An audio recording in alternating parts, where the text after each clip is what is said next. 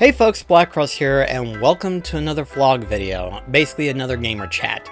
I kind of took a break from doing gamer chat videos, basically talking about any video game news and genuine, mostly because I just felt like I just wanted to play video games. That's all I wanted to do. And really, when you're in that mindset, you're not really in the mood for news. But this year has definitely been crazy, what it has been. From the very start in January to now, things have been crazy. Now, on the one hand, though, 2025 is looking to be kind of a slow year. And really, that's not a bad thing, especially considering how packed this year is going to be. This year is packed, even to a point where I'm actually having to hand select certain games that I mostly want to play immediately, versus games that I say, oh, I can wait until probably later on and something like that. Because, yeah, there's a lot of games that I want to play, and it was not easy having to make that decision. It really wasn't, especially when you consider the fact the #1 criteria game that I'm most anticipated of is Black Myth Wukong. But I'll talk about that in just a moment. First and foremost, I want to start things off by basically talking about my video that I did earlier. You remember that video? Yeah, I know. I corrected the title, okay? We can calm down on that one. I understand that was not clickbait. I accidentally misspelled it. I get it. So let's move on. But I was actually being for real serious whenever I said the phrase that the directs were getting kind of tiresome. Especially when you consider the fact that there was nothing in them whatsoever. And I just said I was getting tired of watching them. And I was actually getting tired of actually kind of fast forwarding through it and stuff like that. Because I would fast forward it and not see anything of remote interest. And that's kind of sad to say what it is. It really is.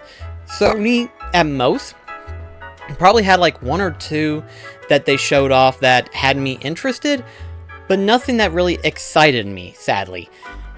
Meanwhile, though, Nintendo. Oh dear Lord Almighty. Okay, so Nintendo, when they did their direct shortly after the State of Play did, Nintendo basically had a whole bunch of exciting stuff. A lot of exciting stuff.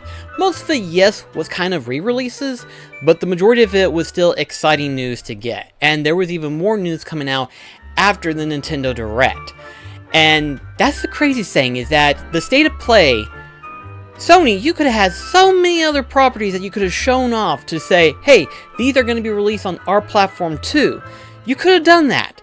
But instead, you went solely based on your exclusive, and your exclusives are uninterested. So, yeah, I know there's going to be some people that's going to make that comment. I understand. If you're interested in it, that's fine. But my interest is going to be completely different based on your interests. We're moving on from that subject because I want to talk about the games that I'm interested in right now. And that is the fact that, #1, we had the Shin Megami Tensei 5 Vengeance.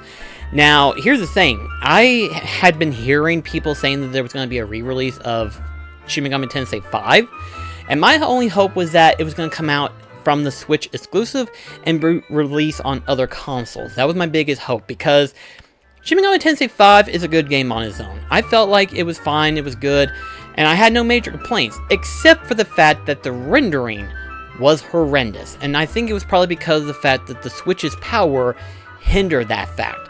The rendering just was not there. The demons themselves looked amazing after they got done rendering, but it took a while before the render was actually readable. Vengeance is coming out, and it's going to feature a lot of new stuff, new added stuff for that matter, both in terms of the main game itself as well as new DLC, which I find kind of weird, but this is Atlas and Shin Megami Tensei we're talking about. They've been doing this for years now, which is annoying, yes. But at this point, what can we do? Except for the fact that we're just probably going to do what we're going to do. We're just going to buy into it, sadly. Especially considering, in fact, these are certain unique demons, per se. But with that being said, though, whenever I saw that, I was very excited about it already. But then I saw that not only is it going to be available for Switch, but also for PS5, as well as PC. Which made me excited, because that means that the game is going to run smoothly, it's going to be fun, it's going to be great, and there's a lot of quality of life improvements that the game's already going to have. And to me, I thought this is going to be great. This is fantastic. I've been wanting this to happen, and it's finally happening now. And then something interesting happened. So, after the Nintendo Direct, we had another kind of scheduled preview for the Shadow of Erdtree DLC. Yes, the famous Elden Ring DLC that a lot of people have been waiting for, me myself included, and we got the reveal of the Shadow of Erdtree, which, from the looks of it, just judging by the looks of it, it looks like they basically took the same map and kind of made like what you would call a reverse coin on it. And this is kind of like the shadow version of the actual map concept, meaning you're basically exploring the same map, but there's a lot of new stuff, a lot of new enemies, new bosses, there's going to be a lot of new moves, new weapons, and I'm just like, this is what a lot of people thought the DLC was going to be, and I'm glad it ended up being like that, because dadgummit, how do you top Elden Ring? As big as that game got, I was like, there is no way this game can be so big, and sure enough, it's that big. It kept getting bigger and bigger and bigger. I was like, this is so freaking ambitious for the team to actually come up with, especially knowing their past works like Dark Souls and Bloodborne and Sekiro.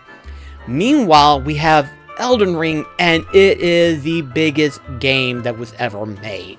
And to this point right now, I just couldn't believe it, but I'm so glad that my anticipation of this game was so low, because it blew it out of the park. It was that crazy. And to see that the DLC is going to be that big alone, it made me think to myself, do I want to just play through on New Game Plus with the character that I've already gotten? Or do I want to start a whole new thing, go through all the tedious stuff, just so that way I can eventually get to the DLC itself with a fresh new character? I'm having to make that decision right now, because my past experience with DLC, New Game Plus, are brutal. Okay, the DLC, New Game Plus mode, are brutal. They are honestly brutal. So in my personal opinion, if you're going to do a DLC, you might as well start off fresh. Plus, I've replayed the game like 3 times, technically. Had 3 different builds entirely, so I was like, you know what? It's not going to hurt me if I do one more, so why the frick not? I'm crazy as it is, so why not? But here's what's fascinating. Guess when that game comes out? June 21st. Which is the same date that Shin Megami Tensei 5 Vengeance comes out. I have never had this happen in my life. As far as I can think of, I've never had a situation in which where 2 games that I want to play are being released on the same day. Maybe the same week, but never the same day. So I've literally was like, oh my gosh, what the frick, man? This is nuts. I don't know what to think about this, but this is too insane. Not only that, but we also had the reveal of the Epic Mickey remake. Yes, Epic Mickey is now a thing. It's been rumored for a very long time, and now THQ Nordic is doing a remake of Epic Mickey. This, oh my gosh, when I saw that, I just lost my mind. I was like, oh my gosh, this is gonna be so freaking cool and amazing. This is something that we've been wanting for a long time. And then shortly after the announcement from the Nintendo Direct, I find out that it's also being released on other platforms. Holy crap! You mean to tell me that Nintendo not only had a really good presentation, but news after the Nintendo Direct revealed that all of these other games are being released on Sony platform as well? Sign me the heck up! Except my wallet is now completely empty. Oh dear lord. Now, record, we don't have a confirmed release date for Epic Mickey Rebrush, but to know that it's coming gets me excited, and to know that I can play it on my PlayStation 5 is also going to be amazing. Delmar said that he's going to get it on the Switch, and for good reasons, because thinking about it, technically this is sort of going to be like the same way of how we had the Mario Galaxy that was released for the Switch as well, in that 3D Mario collection, you know? The 3D platform Mario collection, per se, where it had Mario 64, Sunshine, and Galaxy. And one of the things that Delmar said that was great about Galaxy was how fluid the controls were for the Switch controls. Now, keep in mind, we all know how the Joy-Con works and stuff like that. Here's the thing, because of how perfect the Joy-Cons were in terms of motion controls. I know there's a lot of people that are going to talk about the drift, but we're not talking about the drift. We're talking about the Joy-Con motion controls and stuff like that. He said it played perfectly. There were some segments that was in the original Wii that became problematic for him, but playing them on the Switch proved no problem whatsoever. He said it was the best feeling he's ever had, and probably arguably the best he's ever going to get from the Switch lineup itself. And I said to him, I said, so basically if Mario Galaxy 2 came out for the Switch, you'd be perfect, right? You'd be like, absolutely. So Nintendo, get to work on Super Mario Galaxy 2 and you would have the perfect console, period. Because dadgummit, to know that Mario Galaxy did perfectly well on the Switch tells me that probably Epic Mickey's control scheme is going to be perfect as well. Because in my personal opinion, Epic Mickey was the only Wii game that did motion controls perfectly. Like, I enjoyed every moment of it with the motion controls, and it was perfect.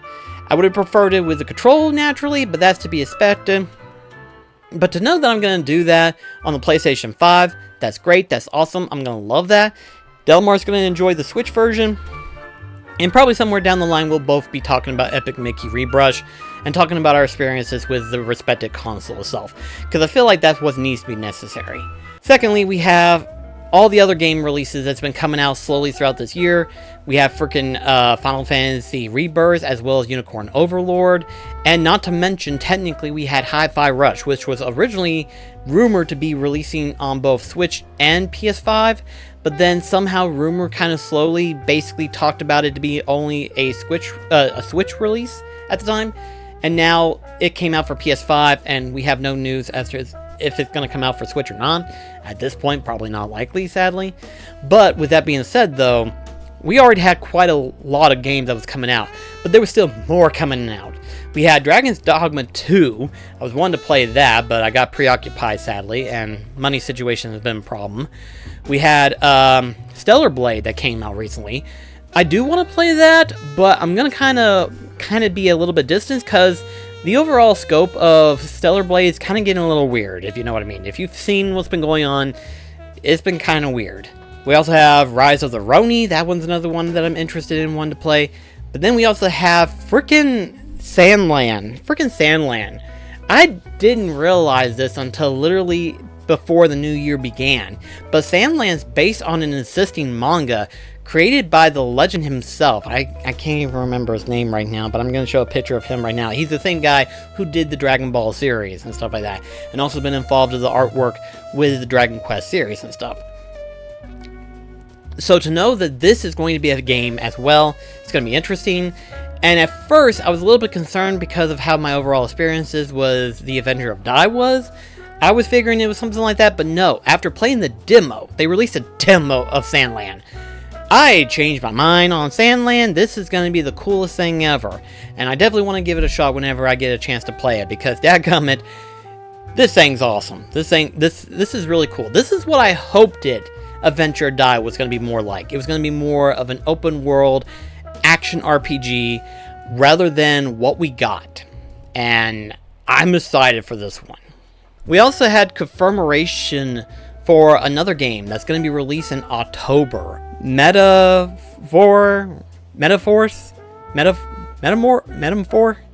Refantasio. I hope to hear people talk about this more, so that way I can actually figure out how to properly pronounce it, because that's a weird wording. But whenever I first saw the game, it looked interesting. It looked like a new reimagined series of the Shin Megami Tensei franchise, and it looks cool. It looks amazing. I actually loved how it looks. Hopefully it will play just as great whenever I get around to picking it up and stuff like that. Thankfully it's all the way in October, so I've still got plenty of time before it gets released. But to know that it's getting a release in October, that's really cool. I love how that's going to be. So already, just before freaking June happened, hell, even before May, we had all this information that came out of the window. Freaking crazy. This first half of the year blew my mind, and it's like, oh my gosh, there's so many good games coming out. How am I going to be able to purchase them all, much less be able to play them all? You know, that was like my second problem, was how am I going to play them all? First problem is, how am I going to purchase them all? Because I actually had some financial situation happen in May, And that sucked. That really sucked. It was like, ouch, my wallet. Damn these surprise bills. I hate them. I hate them with a passion. But anyway, though, we then come up to June, and once again, the state of play was very underwhelming, sadly. There was hardly anything at all that showed up, sadly, except for Astrobot. Astrobot was the one thing that definitely was interesting. Again, I played through Astro's Playroom, and I love that one. And to know that Astrobot is just going to be a bigger, fuller game, that was insane. Although Delmar is going to be getting that one. That's like the one PS5 that he is the most excited for since Ratchet & Clank Rift Apart. So yeah, absolutely insane to see that. Summer Games Fest, I mean, it's sort of like E3 in a way. There's some good stuff and then there's some meh stuff. But this year was definitely meh, in my personal opinion. Aside from like one or two things that was showed off, that was about it. Now, Record and Microsoft did have one new thing, which was like Expedition 33, which was definitely a surprise for me. I was actually surprised to see that there was a new development team that was actually working on a turn-based combat RPG. I was surprised on that one. So now that we're caught up to speed, I can finally talk about the most recent announcement, talking about Black Myth Wukong. And oh boy, I had to kind of push myself back from this subject because, quite frankly, I wasn't for sure of all the details. This was a confusing release. Not to say the release date was confusing, it hasn't changed at all. It is staying August 20th, which is great in my personal opinion. I'm absolutely excited for the game. I'm looking forward to it. It was more of how they're handling it, per se. So let me explain. Right now, it is stated to be released on PC and PS5. More specifically, Steam, Epic, and PS5. There is no scheduled release for the Xbox system. But here's what's even weirder, okay? Just hang tight for a moment. So, they basically revealed that they were going to have 4 different additions to the game. You have the standard version, you have the digital deluxe version, you have the deluxe edition, and then you have the collector's edition. Pretty insane stuff, right? Bear with me a moment whenever I talk about this, because we're going to actually go down rather than go up, okay? So let's first start off with the collector's edition. The collector's edition, while everything else was cool, the figure statue was really cool, it is going to be an approximate 16 inches tall. That is insane. That is a huge statue figure, okay? That's crazy. So the price of $400 for this collector's edition, I feel like it's justified, especially with the statue alone. But the collector's edition is pretty cool by itself. I probably won't be getting it, sadly, due to the price of it. But also, too, and this is the first weird part, it's PC only. It's a PC only collector's edition. So let me see if I get this straight. This is being released not only just for PC, but also for PS5. But it's getting a PC release only collector's edition, much less deluxe edition. That's the crazy part. Both the collector's and deluxe edition are only going to be released for the PC version only. And I didn't quite understand that. I thought that was so weird and abnormal. I was just like, why are you doing it like this? Well, that wasn't until I looked into it deeper, and sadly, the PS5 version does not have a deluxe, collector's, much less a physical release. It's all digitally released, sadly. Now, if you know my history about this, you know I very rarely buy digital games. Unless I absolutely want to play the game, I rarely will go out of my way to buy a digital copy. I would most likely wait until I hear details about a physical release, and then I'll buy the physical game itself. But very rarely will I buy a digital game just because of it being digital and stuff like that. And Black Myth Wukong is not stated to have a physical release yet. I'll get to that in just a sec. But as far as I know, both PC and the PS5 will not have a physical disc, sadly. It's all just a digital code. And I thought that was so weird and absolutely haphazard, but then I had to kind of step back for a moment and be like, okay, let's look into this for a moment. We need to kind of look at this and just try to find as much information as we can about this. And I did find some information. So it turned out, due to how small the team is and how small their budget was, they really couldn't push out of the way in order to do factory production for the disc itself. So they figured until they can get around to doing that, much less being able to get that fixed up and ready, they're just going to release it digitally right now. They also had a fear that it would eventually get early leaks due to those physical releases. So they figured instead of doing that, we're just going to release it digitally. That way everyone has a fair chance of being able to experience the game on launch day. Once the game is launched, then they'll try to work on getting the physical disc version of it. Which at that point I thought to myself, these are some smart people. They know how highly anticipated Black Myth Wukong has gotten over the past few years. There's a lot of people that are excited about this game, myself included, of course. So it's one of those things where it's like, to know that you knew there was going to be people that were excited about this one, so you said to yourself, okay, we don't have the budget to make the disc version, so instead we're going to wait a little bit, release a disc version of it after its release date, then that way we don't have to worry about early leakers and stuff like that. Which is a smart move. I won't deny that. That's a smart move. So depending on who you are, there will be a physical version, and according to what they stated, there will be a release for an Xbox version, but they have not confirmed a date yet. I imagine after its release, they'll obviously eventually work on stuff like that, and eventually they will work on a physical edition of Black Myth Wukong. So, because of that, I'm actually breaking my rule on this one. So, I'm gonna be shooting my foot later for this one, but I am going to go out of my way and actually buy the digital version of Black Myth Wukong. Now, according to the digital deluxe version, there is a special item that you can get early on in the game. However, though, you do naturally get this as you progress through the game. So it's not restricted, even if you don't get the digital deluxe edition. So you can just get the regular edition, which I'm going to do. And then when the physical version comes out, I'm going to buy the physical version, just so that way I'll have a physical version later on down the road. But I'm going to download the digital version of Black Myth Wukong, because this is the game that I've been most hyped for. This is the game that I've been most excited for. And I said to myself, you know what? I'm going to break my one rule. And you know what? That's okay. Because Black Myth Wukong has been on my most anticipated hype list for a couple of years. So, yeah. That's what happens whenever you kind of step back and wait for a moment until more information comes out. Because then you get the full picture of what was going on and stuff like that.